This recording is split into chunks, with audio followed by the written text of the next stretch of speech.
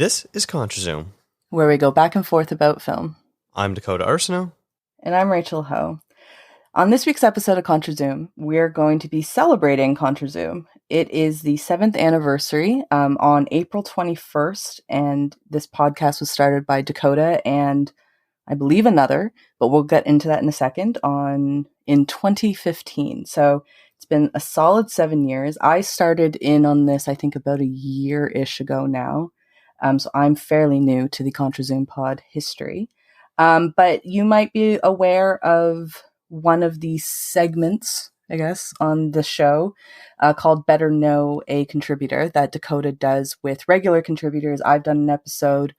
Callum's done one, Steph has done one, and it's just to get to know the regular contributors a bit better. And I thought it would be fun to turn the tables on Dakota and get to know him a little bit more, but also get to know the show a little bit better. So a little bit of a different episode for us this week, not necessarily about any movie in particular, but about your favorite host and mine, Dakota Arsenault. So Dakota, how are you doing? Wow, that's quite the introduction. I'm great. I can already tell Bill is going to love this episode. It should be fun. I feel like it'll be one that will give people more insight into you and therefore more ammunition for Bill in particular. I don't think he needs any more. You can always use more. It's absolutely fine. So typically you ask us about do you know actually how many Better Know a Contributor? I named 3 off the top of my head. Yeah, the only one that you missed was Sammy. Sammy. Okay. Oh, yes, of Dune. Of the Dune fame. Yes. Of Dune fame, right? So you typically ask us, I think it's about 10 questions. Mm-hmm. I'm going to take some of those. But what I think you've actually answered a lot of them throughout your many, many episodes on ContraZoom. So we're going to skip over a few. But we'll start with the big one, which is, what is your favorite movie of all time? So let's start there. Yeah, so this is, as most people probably can attest to, if you're a movie lover, is kind of a very hard question to answer, and will maybe sort of vary on what genre or whatever that you're wanting to watch, or how you're feeling that day, or what time of the day it even is, or what you had for lunch, things like that. It can definitely change what your favorite movie is.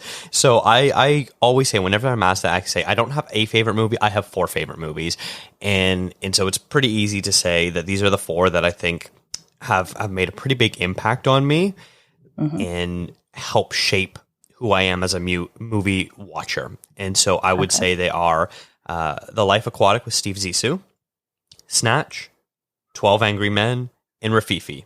So I feel like I kind of cover a wide variety of genres that sort of really help encompass who I am as a person and the sort of things I like. I've got the comedy with Life Aquatic, the very dry comedy. I've got the sort of heightened action, bantery stuff in Snatch. I've got the serious courtroom drama with 12 Angry Men, and then both my love for international cinema and noir, you have Rafifi, which is a great a French crime film. So I feel like that kind of really covers my basis of whenever I'm asked that question. Those are my go-tos. After that, if I'm rounding it out, it's probably something like The Social Network and Scott Pilgrim versus the World, and those are kind of like maybe the next ones up. But like, I'm sure if I were to ask you right now, which I already have before, I can't remember what your answer was, I'm sure you gave multiple movies as well, did you not? I did, yeah. And I think I also explained how much I hate this question because it's, like you said, it's tough defining favorites. And like, I think it's impressive if somebody says, this is my one particular favorite movie. I think if you put like a gun to my head, I can probably say Casablanca is my favorite based off of the fact that I've seen it many, many times, probably more than any other movie. But yeah, I would do the same as you. But I would say, so you say it runs the gamut of like different genres.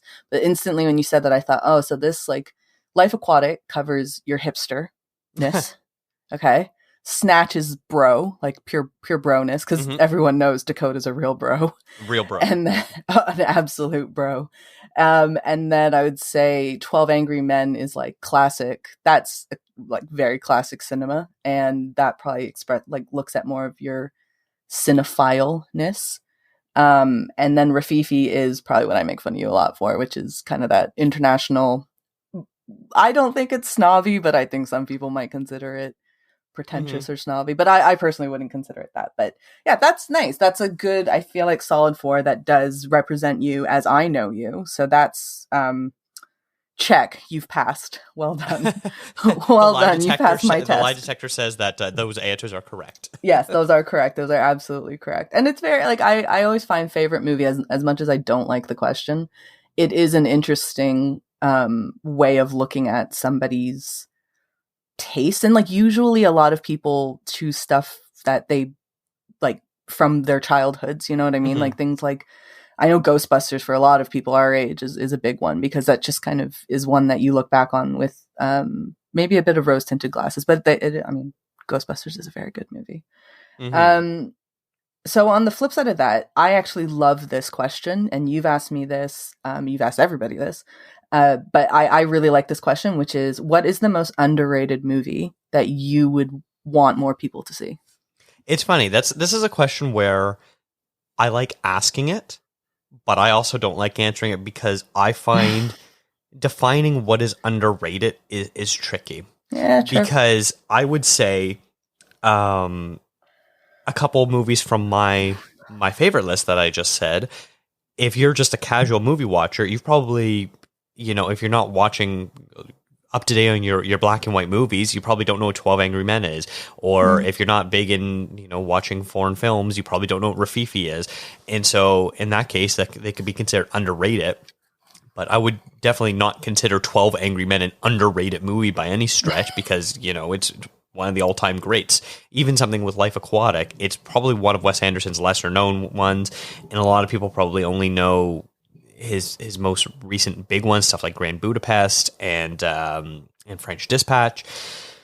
So is that underrated? I don't know. So, I was going through my letterbox list, my diary, and just sort of sorting by highest ranked and trying to like scroll out and be like, well, was this considered underrated? What is considered underrated? And so the one I kind of landed on is a movie I've talked about a few times on the show, and that's Devil in a Blue Dress, the Carl Franklin directed film starring Denzel Washington, where it's based on a pulp novel, and they turned it into this movie. So once again, going with my love of noir, and it's this great crime story, but because the fact that the lead is a African American, Denzel playing this private investigator, he has to go through all the usual tropes that a private detective has to go through, while also having to deal with the racism of 1920s Los Angeles at the same time.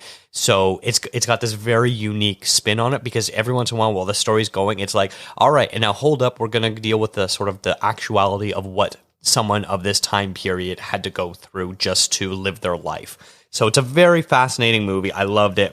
Fantastic supporting performance from Don Cheadle as well, and this really explosive character. No one had ever really seen much of Don Cheadle by this time, and it was such a great turn for him. But I watched this, I think 2 years ago for the first time. It just blew my mind, and I never really see it on Letterboxd lists or people talking about it. As far as Denzel Washington movies goes, you could probably name 20 other movies before you even get to this one. You'd probably be like, I think I've named all of Denzel's movies, and then realize that you've never even heard of this movie before. Antoine, if you love stuff like LA Confidential, you would definitely love this movie, because it takes place at the same time. You get like this modern cast doing this like throwback 1920s pulp style movie. Really terrific. I can't remember. Have you seen this one, Rachel? I haven't. I think you mentioned it in our film noir episode. Yes, that would make most sense, wouldn't it? That you like the one that we did. I think this past November we did like a noir.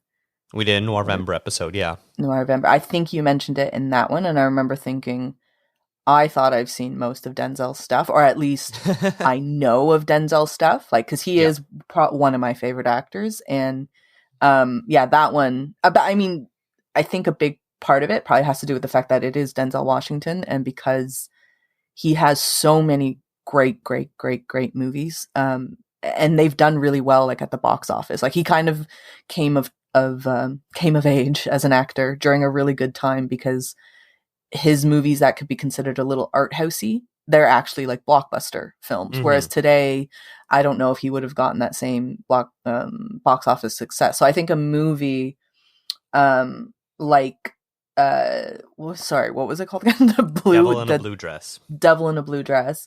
I think something like that, like it can kind of go under the radar. Like I know actually very recently a movie of his, Mississippi Marsala, that just got a new restoration and a re-release, and that's been like a new discovery for a lot of people as well under Denzel's work. So he's, I'm sure, has a lot of hidden gems underneath him. But that I should really watch that. There's okay, I'll add that to my list of movies that Dakota recommends that I should watch. The other being The Beguiled, which I still haven't watched. I do apologize for that. I really think you'd enjoy this one. You love Denzel, and I also know you like crime films as well. So I think this would really be right up your alley. This is the type of movie that I think you could sort of safely recommend it to just about anyone, and they'd enjoy it.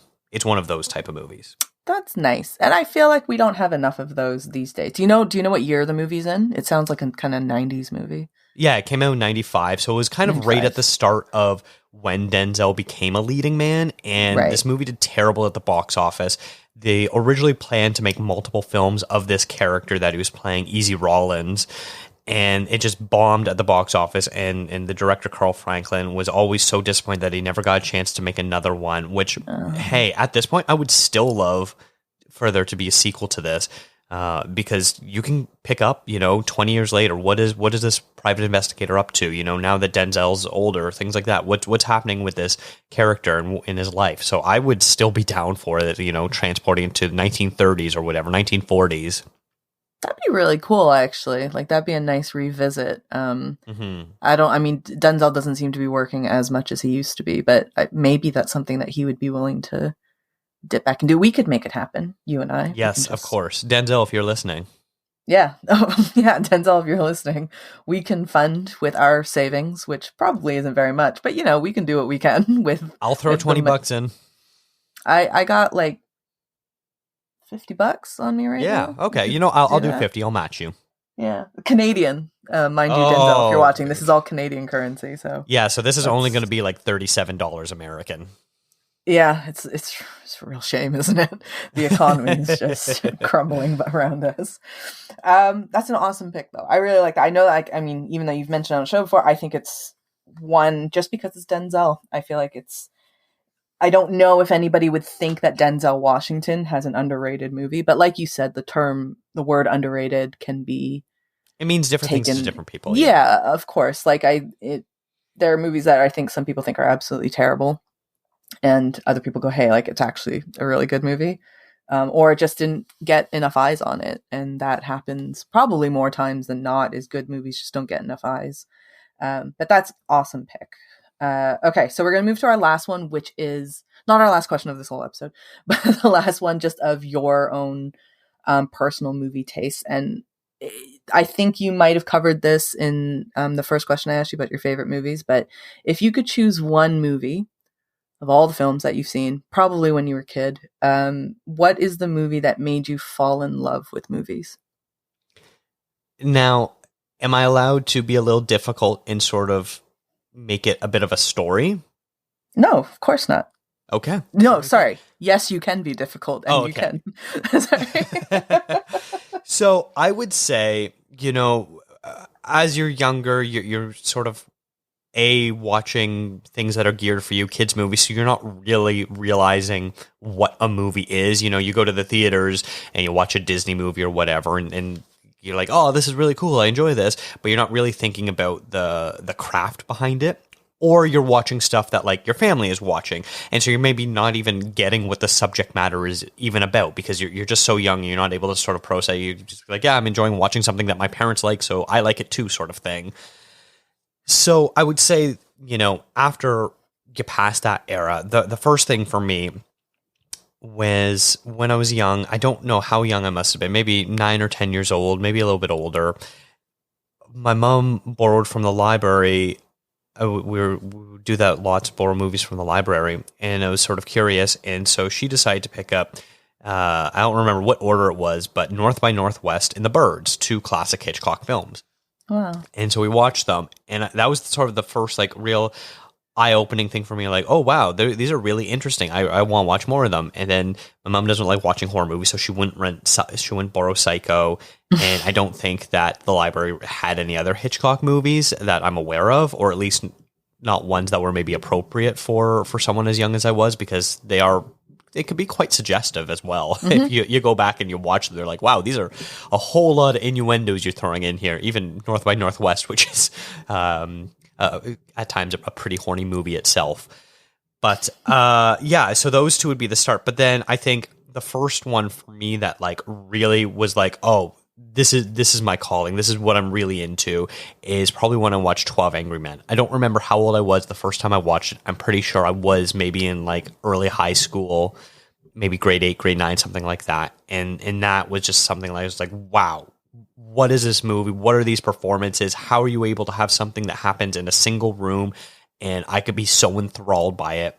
And that's why it's on my all-time favorites list, because every time I watch it, I never get bored of it. I love that Henry Fonda performance. I love how subtle the movie is, and you can go around and all 12 of the actors in this film are just so good and just like bringing their A game and standing, toe to toe with Henry Fonda, who is one of the all-time greatest actors.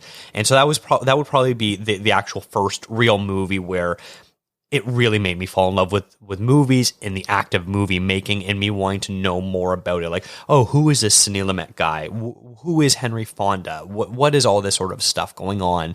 How do I get to learn more about this? And that sort of, I guess, would be the beginning of my true love affair of movies.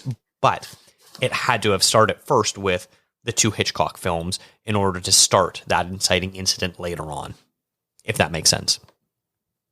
That is the most incredibly sophisticated answer to that question I could have expected.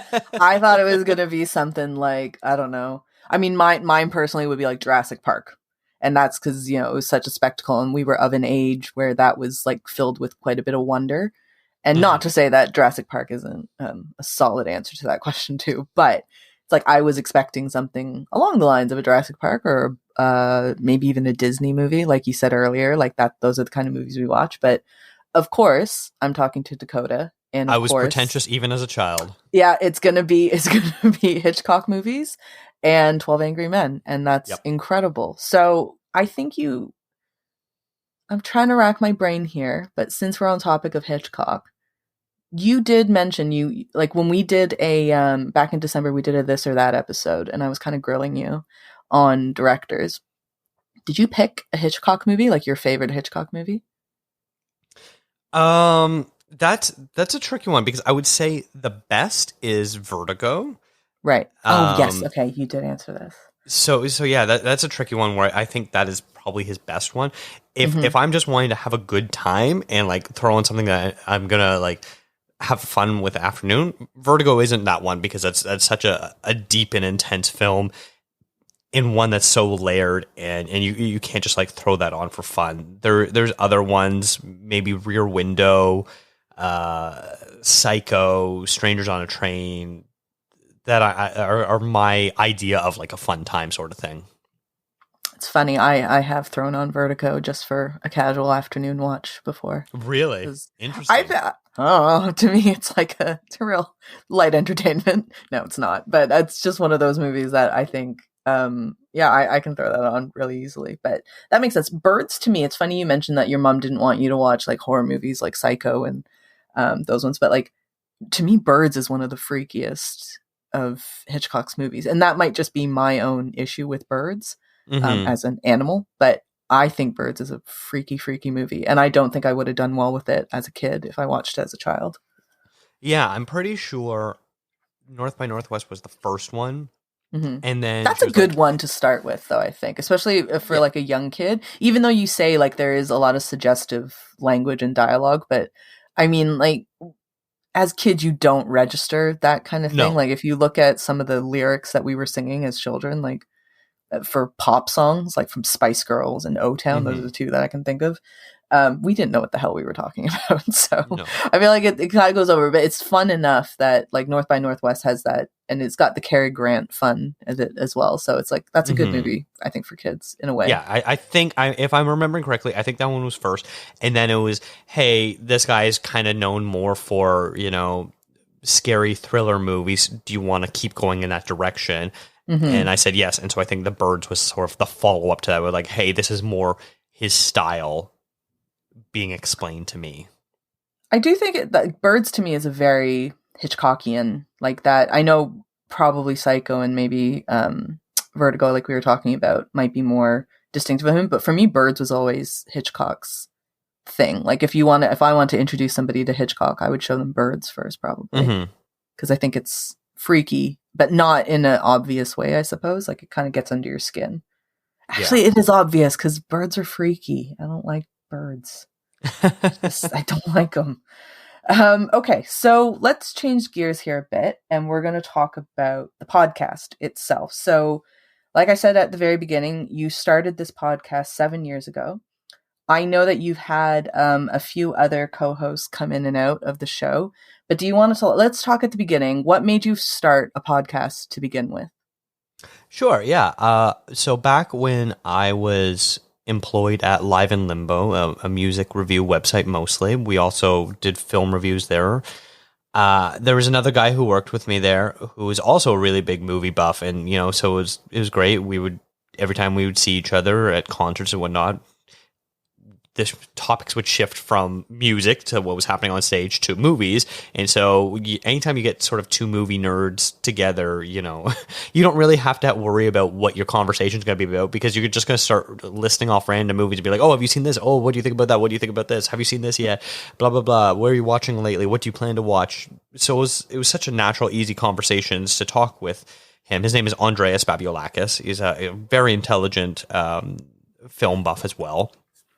And I was a fan of another movie podcast, one called Film Spotting, and I still am a fan of it to this day.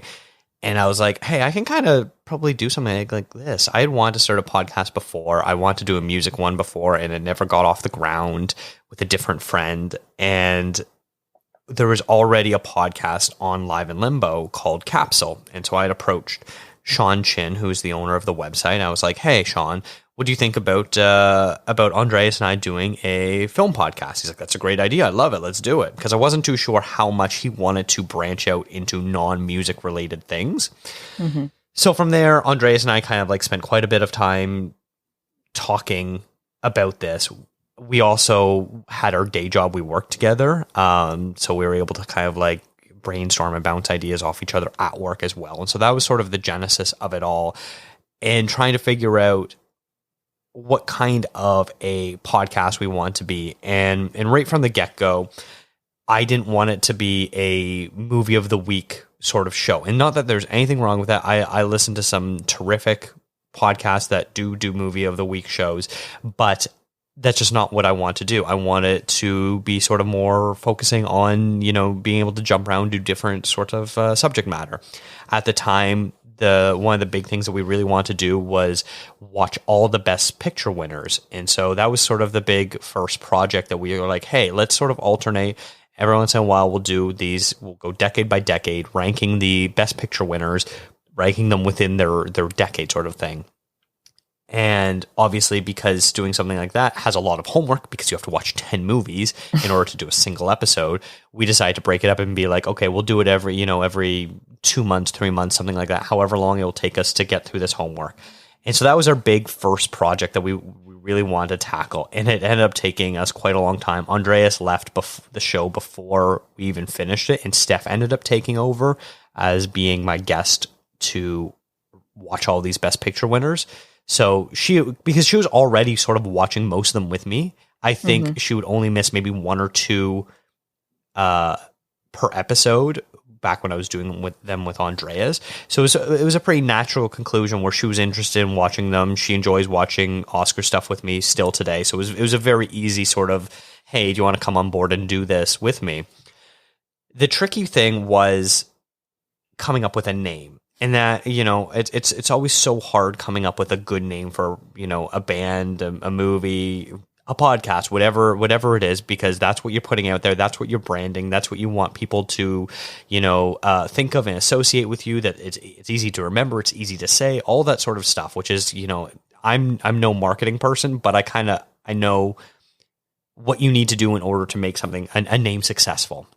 And so we really want to call it Third Man, the Third Man podcast or something like that, because we were both really big fans of that Orson Welles movie. He doesn't direct it. I'm blanking on the director's name right now, but he stars in the movie. It's a great. I don't want to call it a noir, even though it kind of is a noir. Which noir is always going to come back into my life as something that really is who I am and what I am as a movie watcher. And I don't know if you know this, because I know you're not like huge into music, but Jack White of the White Stripes fame and his solo work, his studio and label that he runs is called Third Man Records. I have tried to figure out if it is associated with the movie or not. I don't know. But because it's a music podcast and how well known and how famous Jack White is, my boss Sean was like, you can't call it the Third Man. Like, people are just going to be confused. They're going to think it's a music podcast. I don't know what sort of legal trouble we can get into, all that sort of stuff. And so both Andres and I were really pushing hard. We really like Third Man, because like we had this idea of the intro where the idea of the third man comes from, it was the two of us talking, and then the listener was the third man, the third person, because that's sort of, if anyone has ever seen the movie The Third Man, that's sort of what it's about. There's this sort of unseen person that is watching and listening in the shadows, and that's the Orson Welles character, who is presumed to be dead at the time, blah, blah, blah. I'm not going to, recite the entire plot of that movie. It's a terrific movie if you've never seen it. But yeah, so we would be like, hi, I'm Dakota, and I'm Andreas, and you're the third man or something like that, or this is the Third Man podcast. I don't remember exactly how it was going to go, but I just felt so clever coming up with this tagline. and eventually Sean kind of wore us down. He's like, you just can't do it. I won't allow it. And we're like, fine. Okay. So like we must have, after that, it was like, okay, what are film terms or terminology that we can kind of come up with? And so we spent so much time just Googling, different film term names and coming up with a giant list of all different kinds of terminology. I wish I could remember it or still had this list.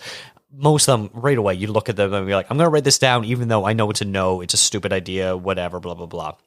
And so eventually I came across, the terminology, a Dolly Zoom, which, for anyone that doesn't know what a Dolly Zoom is, it's when you have the camera on a dolly track. So if you've ever seen how films are made, they'll put down tracks on the ground, and then they put a camera cart on it, and then it can go. So that way it's like a smooth gliding motion, and it doesn't look like someone's like shaking a camera around because they're walking. And a Dolly Zoom is when you pull the camera on the tracks backwards while zooming inwards, or vice versa, pushing the dolly inwards and zooming out. And it gives this disorienting feel.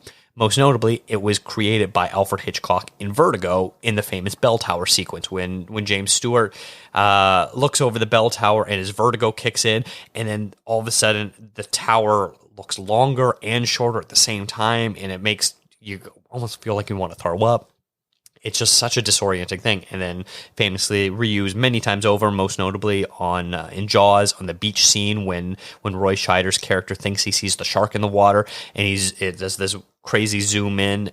And so we're like, that's really interesting. And then beside Dolly Zoom, other names for this is contrazoom. And like, that's a great name. I really like this name.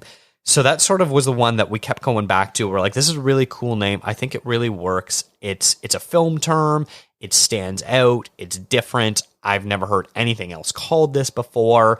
Let's go with this. And so we went with that. And Sean was like, yes, I will agree to host this show on my website. You just can't do something that will get us into legal trouble, like calling something Third Man. So that's how the name Contrazoom ended up coming about. And Andreas and I did that. And he was with the show for a couple of years, and then we had a bit of a personal falling out, and so he left the show, and then I didn't know what to do, and we had another film reviewer, writer on staff at Live in Limbo, a different Rachel. She came on the show for a little bit, and it was maybe only a few months. It just sort of not ended up working out. She was going back to school and just wasn't able to focus on this, so she stepped away from it.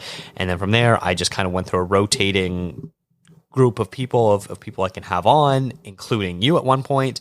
And then eventually I realized like we had really good chemistry. We work well together. I don't want to say we have completely similar taste in movies, but similar enough that if I were to propose a topic or an idea to you, or vice versa, you to me, that it would be a pretty easy sell for the most part. Obviously, our favorite movies and styles and genres or whatever are different, but for the most part, we're pretty agreeable in the stuff that we like to watch. We like also covering film festivals and doing interviews and, watching old movies and watching new obscure movies and watching movies that aren't in English and blah, blah, blah. And so I think having you on board was sort of, I think, the perfect culmination of the previous 5.5, 6 years, whatever it was, of everything coming together. And when you did your first guest appearance, which was, interestingly enough, back to Hitchcock, Remake of Rebecca was your first episode, and you coming on and doing that, and I don't think you came back for a few months after that. I can't remember what your second episode was. Do you remember what it was?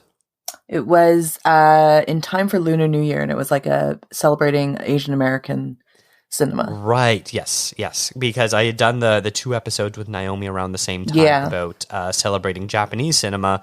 And then so you came on and we were talking about Asian American films specifically. So a bit different than the Japanese cinema. It was focusing mainly on movies in English, featuring predominantly all Asian casts or Asian filmmakers.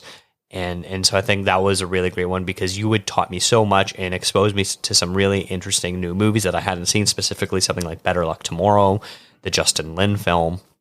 Great. And from there, I think it was pretty easy where I knew I wanted you on more and more. And then it just got to the point where I kept going back and be like, I want Rachel on.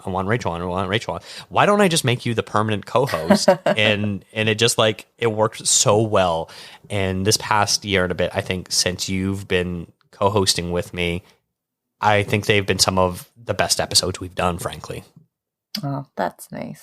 I think one thing that works well with us is we both have an appreciation, like an objective appreciation for film. So even if it's not necessarily like the genre that I lean to, or maybe a certain director that I lean to, it's like, and vice versa for you as well. It's like, we can kind of take a bit of an arm's length approach to film and just be like, appreciate the filmmaking that went behind it. And then to complement that is the fact that I think it's good that you and I don't like the same movies all the time. Like, I think it would be a relatively boring discussion if we just always were in agreement with each other that, oh yeah, that film's amazing. And no, we don't like that movie.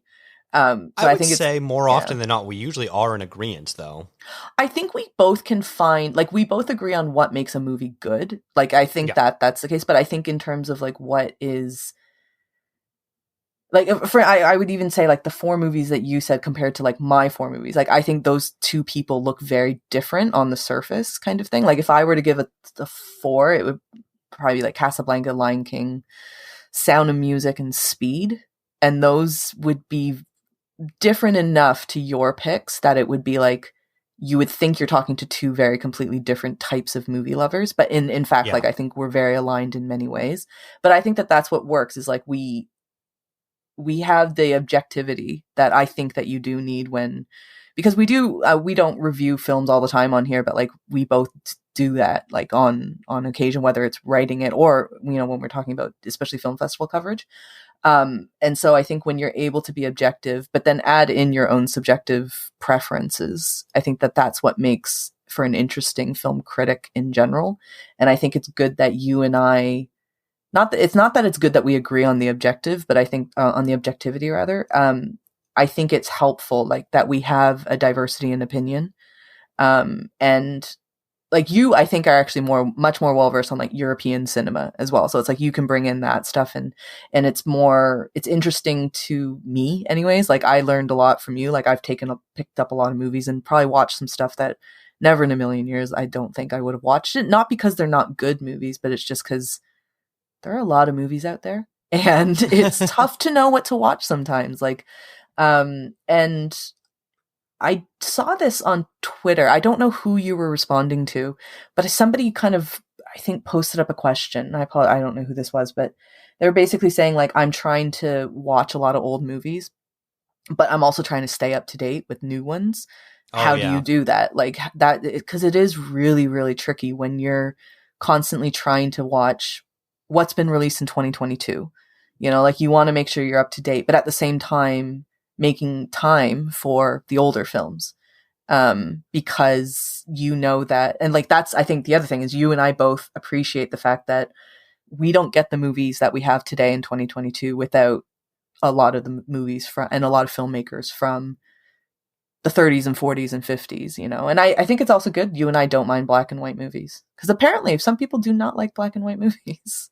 It always boggles my mind. Yeah, I didn't actually know that until maybe a couple years ago, and somebody made that comment to me. They were like, I don't like black and white movies. And I thought, oh, that's weird, because I've never thought of black and white movies as a separate type of movie. Yeah. It's like, you know, the film quality, or like the grain that you would see in an unremastered version, from movies from like the 70s and the 80s and even the 90s. It doesn't look as clean and crisp as we have today. It is in color, obviously, but that's, to me, it's like they're still movies, and I don't really differentiate between that. But that boggled my mind too. But the point I was trying to make is I do think you and I make a really good team, because we have a nice variety between the two of us. And I think that we cover a lot of ground, and then add in, you know, guests like Sammy, who I'm clearly just very in love with Sammy apparently at this point, because his Dune episode is just so good. And like you have people who have such a specialized knowledge, or like Bill, you know, like with the Oscars, having such a great knowledge of a particular area of movie that you and I might not have. I always think that makes for a nice, well-rounded show. Yeah, I completely agree.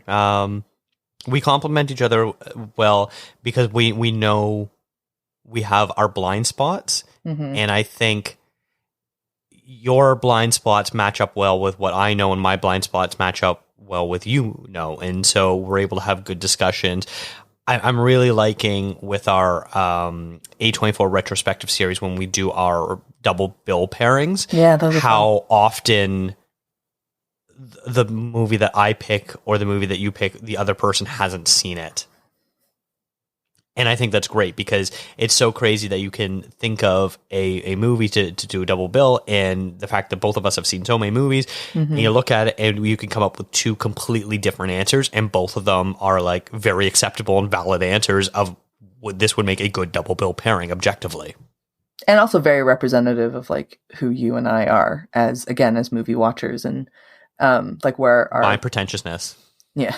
And my just undying love for the 90s, apparently. I didn't know I had such an affection for the 90s, I think, until I started doing the show. And everything I started talking about was like, oh yeah, remember this movie from like 1997? It was a great movie.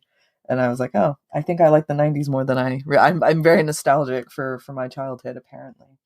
But okay, that's a lot of back patting on our part and talking about why we think this show is so great. But let's talk a bit about challenges that you've had. So you've been doing the show for 7 years. You've had a few, you know, co-hosts come and go, and you talked about, you know, you and Andreas had a bit of a personal falling out, and obviously you don't need to get into that. But when you're doing the show, what has been for you the biggest challenge, in whether it was when you were having co-hosts and maybe you didn't see eye to eye anymore, like the relationship changed, or something like doing it on your own? Because I actually don't know how you did so many episodes on your own, because I find that incredibly impressive that you were able to persevere so much. So for you, over the course of the last 7 years, what's been the biggest challenge as a podcast creator and host?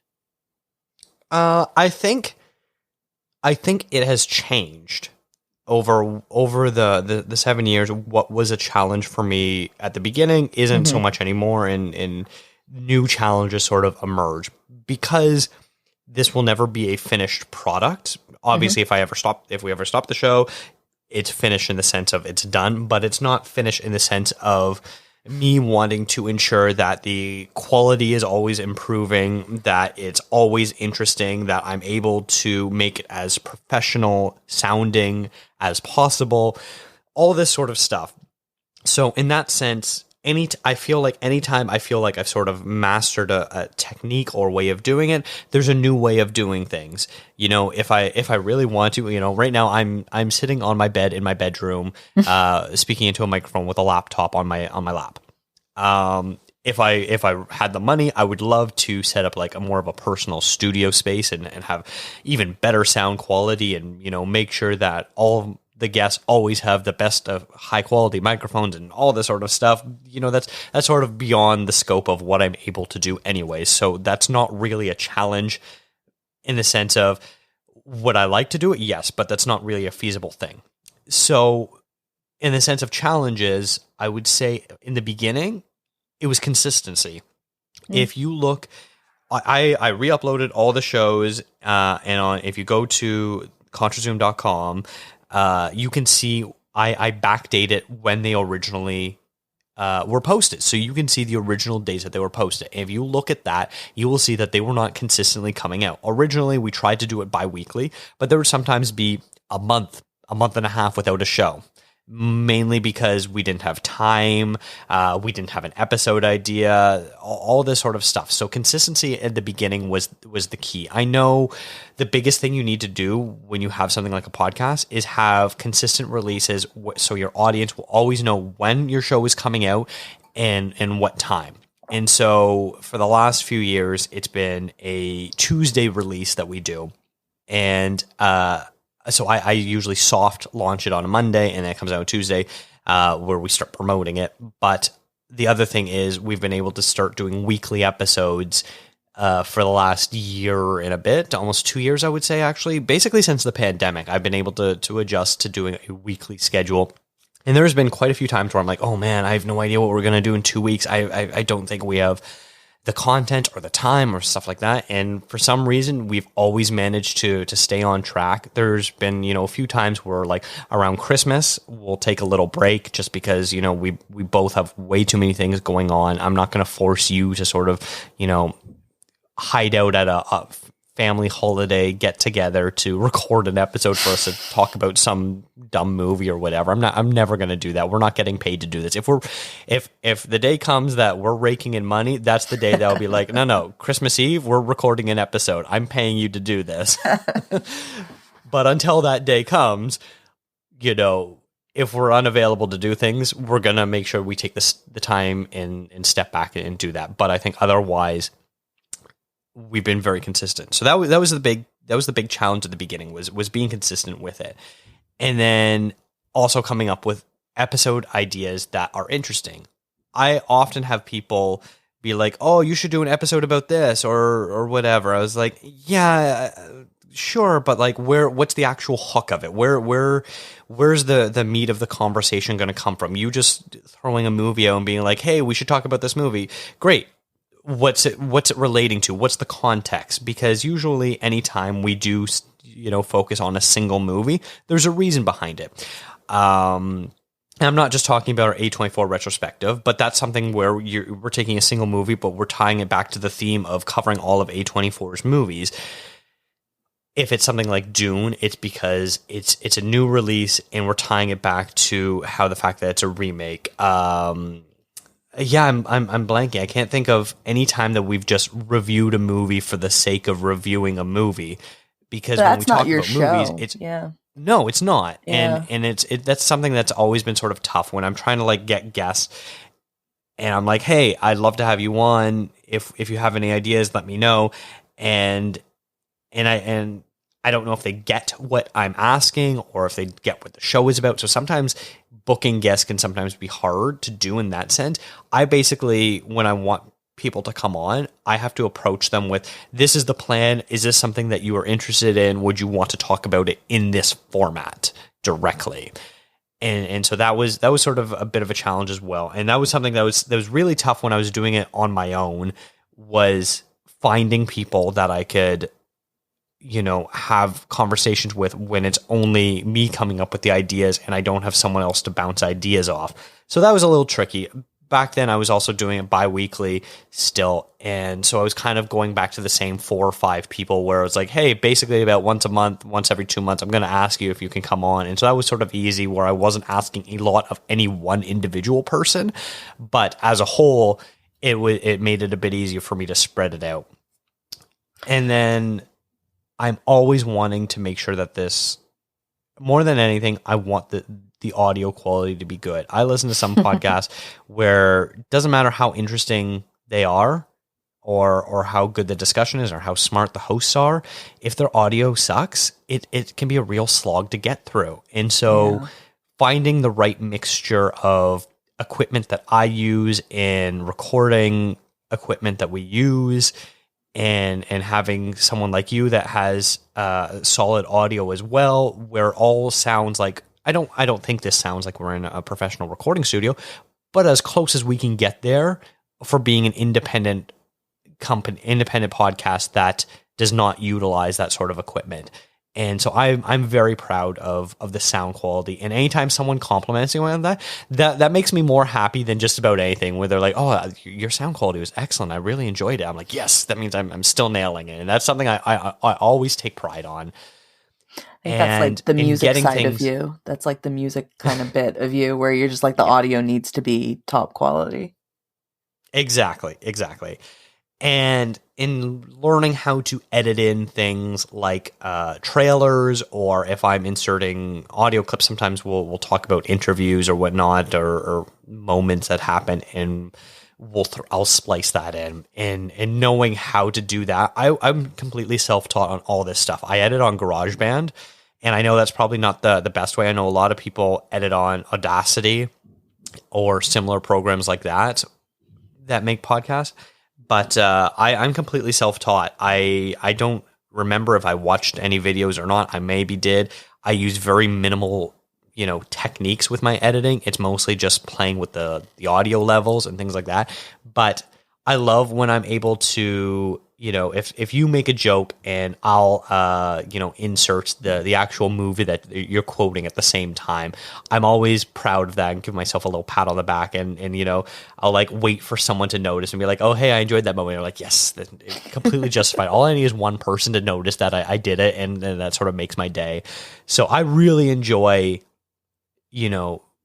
the challenge of how to make it sonically interesting by adding clips and what have you. And I think I do a pretty good job of that, and it's something I'm proud of.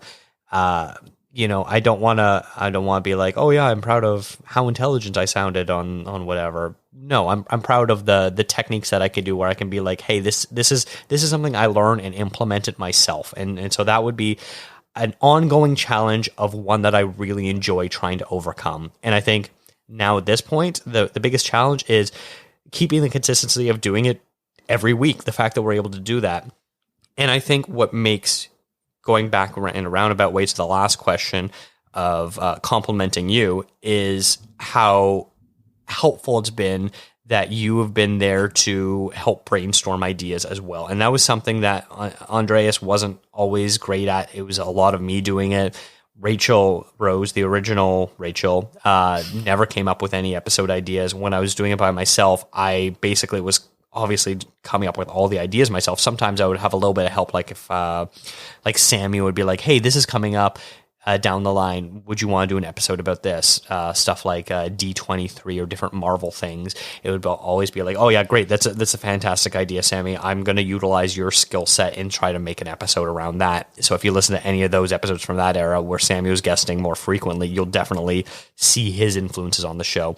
And since you came on, it's been really great, sort of like loosening my grip on, I need to do everything by myself, and have you assist with, coming up with ideas and helping brainstorm guests and show things, and taking over with, being the leader of the episode by writing the scripts and whatnot. It's been a huge, huge burden off of me. The fact that every once in a while, like, I'm like, hey, Rachel, this is a Rachel episode. I need you to take the lead, and you're always fully down for that. And so every time you do, I'm always like, I love this. I think we've got a great relationship with this. I'm always so happy when you do. So this is me publicly thanking you so everyone can hear that.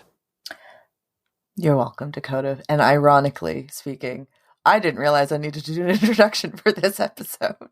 And so that was a little brief awkwardness at the very beginning when we first started recording this one. But Maybe I'll throw that clip at the very end of the episode so people could hear that. I noticed it was still rolling. I was like, oh, damn it, he's going to throw this at the end, isn't he?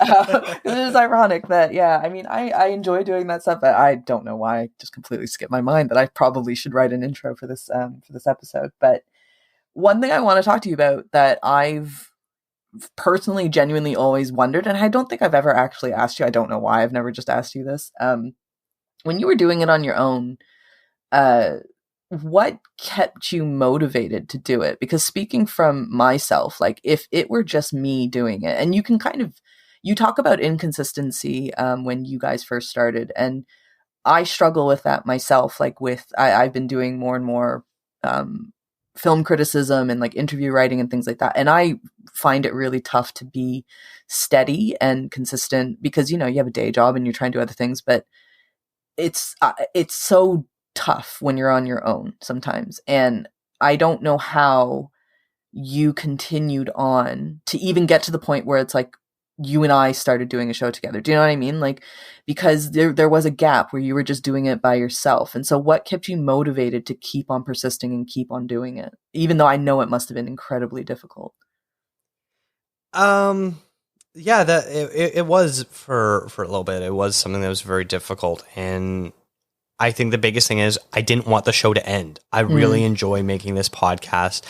We're not the most popular movie podcast out there. I'm fully aware of that. And it was just, I enjoy doing this. This is something that I like to do. Why am I going to stop doing something I enjoy just because I'm at the moment co-hostless?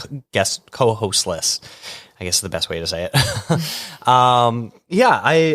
That really was, it was the main motivating factor of I didn't want to give this up. And I had hoped that I'd eventually figure something out, whether or not I was able to maintain long-term that I could do it by myself or that I would eventually get another co-host. I didn't know. But I figured something would eventually work out. And in the end it did.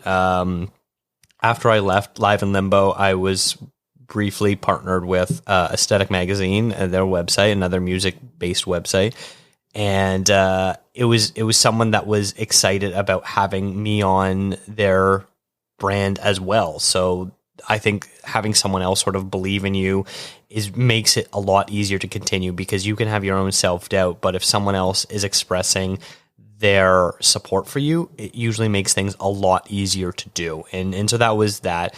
And kind of once I got the ball rolling of like, I can kind of do this, I was doing more interviews at the time. So it was a little bit easier to kind of balance out getting guests and whatnot. It just comes back to me wanting to keep doing it because I was enjoying it. And clearly it worked out because we're still doing this now. I found you and you were a great fit and all that sort of stuff. So yeah, that was it basically. I like that. That's just you enjoying the process of doing it, even though, like you said, like we're not getting paid to do this, but maybe one day we do get like a cash cow coming through, who knows? But it's not like there was any financial gain for you to continue doing it. It's not like there was any even professional gain, like to continue to do it, like not at the time. It wasn't like it was directly related to what you were doing for a living. So it like, I find that really interesting, such a boring word to say for that, but it's just like, it's very kind of inspiring almost of how you're able to continue on when you're by yourself. Cause I know that must've been really tough to just like constantly having to do things on your own, even if you're having guests come in and fill in some of the roles, but that motivation to keep going, I find very admirable because I'll be honest, speaking for me, I might have folded a while ago because it's tough. Like, I think it's just tough to keep yourself motivated. But when you have something that you really, really enjoy doing, then it obviously works. And clearly it has for you. Well, thank you. Yeah. Okay. You made a move. What was it, last year now? All the way over to Vancouver.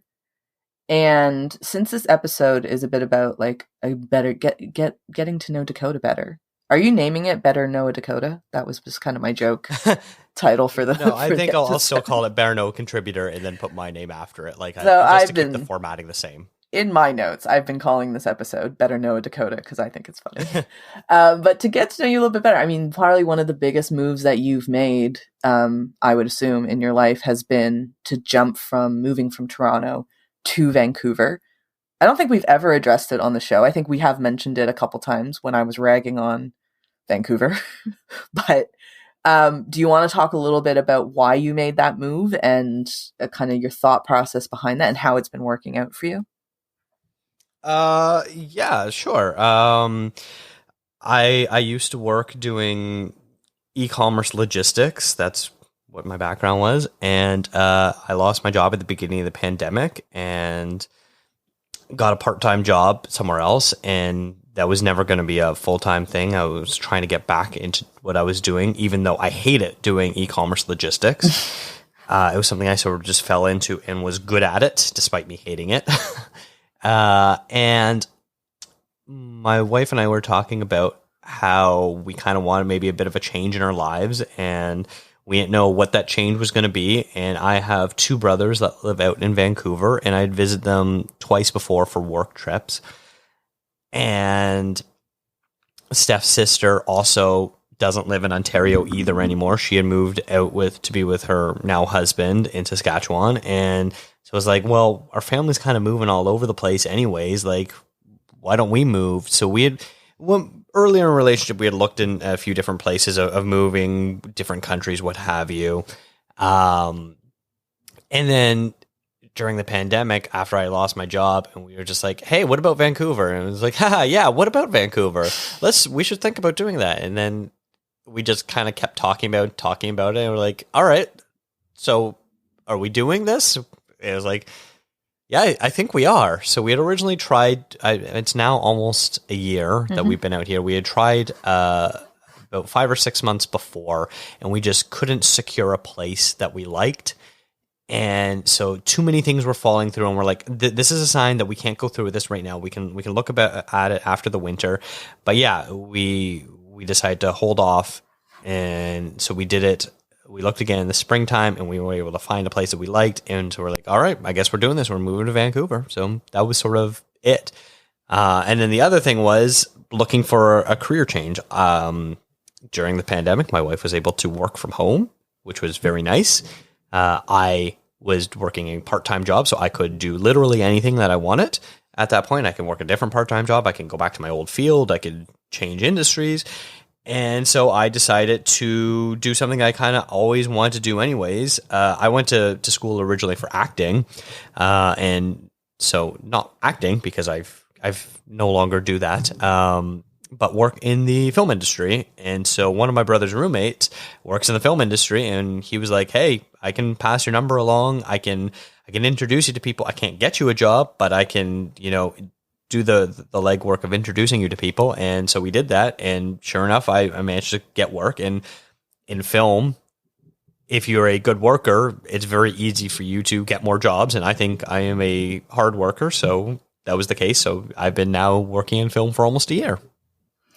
And do you want to tell the good people what exactly, well, let's talk about like what you're currently working on that is wrapping up. Sure. I've been working on the second season of the CW show Superman and Lois as a PA, a production assistant. I'm also a alternate key PA, which means boss, basically, sort of the team. So on days when we have either tandem units, which means we'll have two film units going on at the same time, so our team gets split in half, I will then be a key PA. Or if someone is sick or on holiday or whatever, I'm number 4 on the list. We have 2 keys every day. So if the first person's away, then number 3 moves up, and 2 people are away or whatever. If we're split up, I become one as well. I'm also a van driver, so I have a work vehicle and all that fun stuff. So I get to carry gear on my van and bring it home every night. Right now, we're recording this on this weekend, it is mostly filled with garbage cans and heaters. Working on, so Intent waits. you've done Superman Lois, and then you were working on a what's his name, Mike Flanagan, bit Yes. before that. So you've done a few things now. Being somebody who does love filmmaking so much, and like you like the process of how movies are made, not just watching them, but you're curious about how they're made. Working behind the scenes, has that helped? Like, has that increased your appreciation for it, or is it a situation of like, you don't want to know how the sausage is made? Like, has the magic been ruined for you, basically, of filmmaking? I love it. Yeah, There's some good. people on my team, and people that I'll talk about my work days and stuff like that. They'll hear stories or see stuff if we're at work, and they're kind of like, kind of, ruins it all for me. I'm just like, what? This is crazy. This is cool seeing, the behind the scenes stuff and how things are made. And I enjoy watching how this sausage is made, because it's a very interesting thing, watching the technique and seeing, for certain things, how many different departments something crosses just to get something done, in order to work together to build everything, and how many people a film set requires for a high-end production. I've been very fortunate. The two things that I've worked on, Superman Lois for this season and the Mike Flanagan show. It's a Netflix show called Midnight Club that is not out yet. It should be out sometime later this year, I imagine. For anyone that doesn't know Mike Flanagan, he's known for Midnight Mass, the big hit there, and he directed the Shining sequel called Doctor Sleep with Ewan McGregor a few years ago. Those are the things that he's most known for, and both these productions are pretty high-end value as far as there's a lot of money involved. So I get to see some pretty cool, camera equipment, rigging devices, lighting devices, all the sort of stuff that I know I haven't worked on smaller budget things. If I go and do that, which I'll probably end up doing that in the hiatus between seasons of Superman Lois this summer, I'll sort of get to experience my first real foray of what like more movie making on a budget looks like. Because there's things that we have on our set where it's like, I can't believe they're spending this much money for this, for something that, the audience might not notice, or, is only going to be on screen for 2 seconds or whatever it is, like ridiculous. And you're just like, wow, this is crazy how much money gets spent on film sets sometimes. But it's really cool, like getting to see camera cranes and how amazing that is, or the stuff that the rigging department builds, or the lighting setup. You just marvel at like how impressive all this gear is. And that's something I really enjoy. And so like, you're not supposed to take pictures on film sets. If you do, you can't really share them, stuff like that. Sometimes I have taken a few pictures. Shh, I hope my bosses aren't listening to this. But I am respectful. It's not like I film the actors while they're performing and stuff like that. It'll just be like, oh, wow, look at this set that they build. I kind of need a picture of this set because it looks so cool. So I love it. Like when they build a set in our studio and you go inside and you kind of forget that you're in a studio, that's where the real magic sort of is for me. Like we've got like a bar set and you walk in and you're like, I feel like I'm at a real dive bar. This is crazy how realistic this all feels, between the set construction, the set decoration, the props, the lighting that goes into it, all that sort of stuff. Just like the painting, because that's a different department. You got construction, you got paint, and all that put together. It's just like blows my mind every time. The amount of detail that I think is put into television shows and movies, it can go very underappreciated. But the thing is, like, if those details weren't there, then you would feel like the set or something looks a little bit hollow. But yet it's so like massively overlooked, in my opinion, unless you're somebody like you or like me to an extent.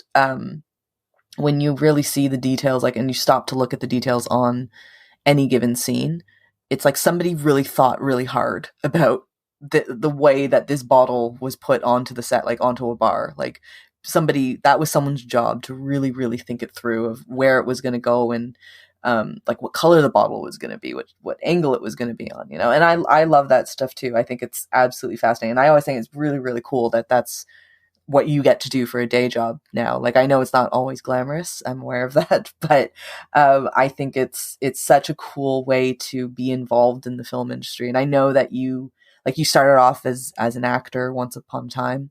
So I think it's such a cool way of still being engaged in an industry that you clearly have a lot of love for and a lot of interest in as well. Yeah, I completely agree. And PAing is just sort of the start of the journey, and I'm looking forward to whatever career steps I end up taking next. I am too, including meeting like Flanagan, because I would like to be his friend. So yes, you could set that up for me. That would be great. Yeah, I'd appreciate. He does shoot all his stuff out in Vancouver. I know, but I should. And I do have a very good friend of mine lives in Vancouver now, or at least temporarily. So I should probably go visit her more often because she has an extra room for me. So that's quite nice. All right, we're going to wrap this up because I think this is going on a little longer than I anticipated it would, but it's been really fun to talk about a bit of the show, a bit of yourself and everything like that. So let's wrap it up with a couple questions about ContraZoom and kind of similar to the best, or not your best movie, your favorite movie. I want to know what your favorite episode or your favorite series or segment, however you want to call it, that you've ever done on the show, and why. And so when we say favorite, we've been over this, like it's a different interpretation of it, and especially for something you've created. I mean, maybe it's something how you're really happy with the way a particular episode turned out, or just one that you really, really enjoyed putting together from the beginning of the inception of the idea to the execution of it. So if you had to pick one or a few, like obviously you don't have to just pick one. What's your favorite episode? I never. Yeah. Of the podcast that you've done so far? Yeah, I've been really proud with a lot of the stuff that we've done. I like doing the recurring stuff. I really liked going through all the Best Picture winners. That was a lot of fun. I love covering film festivals. The A24 retrospective has been really cool to nail down sort of a very consistent structure for the episode and how we can plug in new guests and we know what the structure is going to look like and how that goes. Like now when we send the email off to the guests and we're like, hey, this is what it is. We just basically are removing the title and adding the new one of the next episode. It's great that we've locked down our format for that so much. And so much of that is because of your help with that. And so that's been a great one. But I think overall, my favorite show I've ever done was at the end of the 2010s. I did a best of the decade mega episode. It was 2 episodes. And so I had asked, I don't know, I feel like it was close to 20 people that are, film podcasters, film reviewers, stuff like that, the people that have been guests on the show, to make a list of their 25 favorite films from the 2010 decade. And I made a list and weighted it. So you get 25 points for your first pick, 24 points for your second pick, and so forth all the way down. And then from there, tabulate it all and figure out what was the best movie. And then I asked a bunch of the people that submitted ballots to submit voicemails for those movies. And so that were on their list, so that they were championing movies that they already love. So it was very easy. And so this was a solo episode back in my solo time. And so I did probably about half of them. And then the other half of these top 50 movies were voicemails. So it was really nice being able to be like, hey, I'm going to talk about this movie. And now I'm going to throw to this voicemail and this voicemail and this voicemail. Now it's back to me. And now it's back to someone else. And inserting clips and all that sort of stuff. I think I did a really great job with the editing. And I actually planned that episode for almost a full year, from inception of idea to actually recording and editing it and releasing it. It took almost a year to do. Wow. And by the time it came out, it was something I was very happy and proud with. And I think it's some of the best work on this show. I'll be honest, I haven't listened to that episode. I'll have to go back and take a gander of it. My personal favorite episode of yours, episodes 93 and 94. 93 and 94. Thank you. I probably will have to ask you about that again. But I'll say my favorite episode that you did is about A24, and it was the history of the company. That's probably my second favorite after those. I really enjoyed that. It was so well researched. Like the script you wrote was really, really tight, and it wasn't like a superficial look at the company either. And it was edited really well together. Like you talked about the Oscar wins and all that kind of stuff. I really enjoyed that episode. That's one that I think that was the one that I listened to before I reached out to you because I wanted to see what your podcast was. And I listened to that one and I remember thinking, oh, I really like this. Like, he knows what he's talking about. And then that's when I reached out to you and I was like, oh, like, how about it? Stranger on the internet who I don't actually know. But yeah, like I need to listen to those couple 93 and 94. I will, and everybody else should as well. It's a nice little plug. I'll link for to a it few. in the show notes. Yeah. Oh no, that's a YouTube thing. I was gonna say look in the description, but that's more of a YouTube thingy. Although we do have a YouTube channel, so there you go. It'll be there too. Yeah. So for the last question of this, and we're just going to give kind of share some of the love. We've been very complimentary of one another in this episode, so let's kind of turn it to outwards. Other than contrazoompod, other than the friends of the show, which you can also find on the contrazoompod.com website, do you have a favorite podcast other than, it can be movies, it doesn't have to be film though. Like I know you're into hockey and you have obviously other interests as well. You already mentioned Film Spotting, which you said you already listened, that you still continue to listen to. So other than that, what are some of your favorite podcasts that you listen to? Yeah, I listen to a lot of podcasts, and they basically follow into two categories: movie related and hockey related. There you go. That's basically it. And then like a couple music ones where they're not as frequent in my rotation. But yeah, Film Spotting is a big one. The A24 podcast, I really like theirs. You know, we've got a bunch of friends of the show where I'd be remiss if I didn't shout them out. Please watch this. Scare Introducing, First Round Flick, Best Actress, House of Cinema, Oscar's Death Race podcast, Bad Game Movies. Like, there's so many that I'm such a big fan of. And then Awesome as far Friday as the hockey as well. ones, yes, Awesome Friday. Yes, I can't forget Matthew there. I would say, as far as hockey ones, I listen to two main ones, and they're both mostly Toronto Maple Leaf related. And it's the Steve Dangle podcast and the Leaf Report on The Athletic. Yeah, I am obsessed with the Leafs almost as much as I'm obsessed about movies, which is if anyone was wondering how my level of obsession is about. And conversely, I really don't like the Toronto Maple Leafs. So there you go. I actively dislike them well known as an organization. I don't know why. Well, actually, I do know why, but it's more of I was always annoyed growing up that the Leafs always took center stage, even in the middle of summer. Like, we can talk about the Blue Jays on TSN. It doesn't always have to be about the Leafs. So I was always very annoyed growing up around nothing but Leafs and with very little love for the Jays until they started playing well again in like 2015. Then Toronto seemed to go back on it. But I'm not bitter about that at all. It's fine. You can have your Leafs. It's not like they win anything anyways. It's absolutely fine. Mm-hmm, mm-hmm. I mean, they seem to be having a good year this year, but they had a good year last year too, didn't they? Yes, that is accurate. They've had many good seasons, actually. I don't know. Their playoffs is a different story, but that's neither here nor there. We don't have to talk about the Leafs on this show. No. Well, thank you, Dakota, though. I'm not sure if you wanted to end it off on me slagging off the Leafs, but that's how it's going to roll.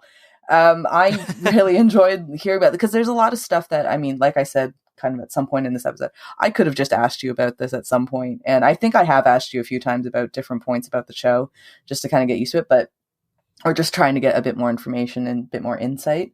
But I definitely learned a great deal about where you're coming from in making this podcast. And I've always really enjoyed being a part of it. I know, when we first started, I was a bit hesitant as whether or not I wanted to actually join on permanently. And that was just more of my commitment situations of thinking, well, what if at some point I don't want to do it anymore? And I would have felt really bad about that. But it's been an incredible amount of fun over the last year, and onwards and upwards to more and greater and better episodes and greater and better things for both of us. Well, I agree, and I'm so happy that you did come on full time. And thank you for asking me all these questions. Yeah, I feel like most of the stuff has probably been covered in bits and pieces throughout the years. Mm-hmm. I don't know if anyone's maybe a newer listener or what have you. It's probably nice to have everything in one compact segment that if anyone wants to go back and kind of find the real history of the show and how it's evolved, that this is probably a good place for them to go and check out, that we can easily point in that direction. Absolutely. Between this one and yours as well, and really kind of understand who we are as movie watchers and sort of behind the scenes how this show works. Definitely. So I will end this on the usual spiel that I do. Rachel, where can listeners find you and more of your work? And go to rachelkh.com. And my Twitter is _RachelKH. And my Instagram, but I don't really use my Instagram too much. Anybody who follows me knows that. So there you go. That's very true. I do follow you and know that you don't post very often, unlike me. Okay. And then you can follow this show on Instagram, Twitter, and Facebook at contrazoompod. And if you found this episode interesting or not, you can send an email to contrazoompod@gmail.com. Thank you to Eric and Kevin Smale for the theme music and to Stephanie Pryor for the logo design. If you'd like to listen to podcasts on YouTube, we do post all episodes there as well. Thanks for checking us out.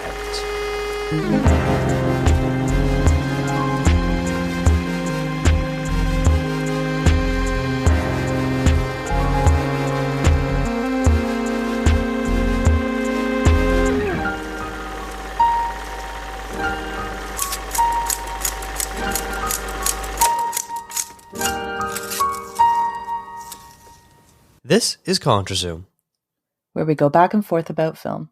I'm Dakota Arsenault. And I'm Rachel Ho.